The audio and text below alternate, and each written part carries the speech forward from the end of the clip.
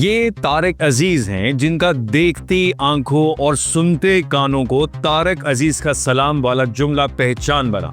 तारिक अजीज सिर्फ एक legendary host, actor और शायर ही न थे, बल्कि उनकी शख्सियत के बेशुमार पहलू थे।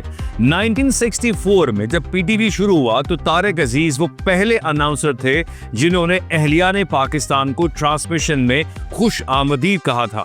लेकिन उन्हें क्विज शो नीलाम घर ने शोहरत की बुलंदियों तक पहुंचा दिया। अपनी जवानी में वो भुट्टो साहब को आइडियलाइज करते और ये समझो कि वो पीपल्स पार्टी के जियाले थे। 90 की दिहाई में वो नवाज शरीफ को प्यारे हो गए।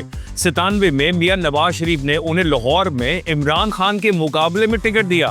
तारिक अजीज के 52,000 वोटों के मुकाबले में कप्तान सिर्फ 5500 वोट ले सके। जब चीफ जस्टिस सैयद सज्जाद अली शाह से नवाज शरीफ की अनबन हुई तो सुप्रीम कोर्ट पर धावा बोलने वालों में एमएनए तारिक अजीज पेश थे।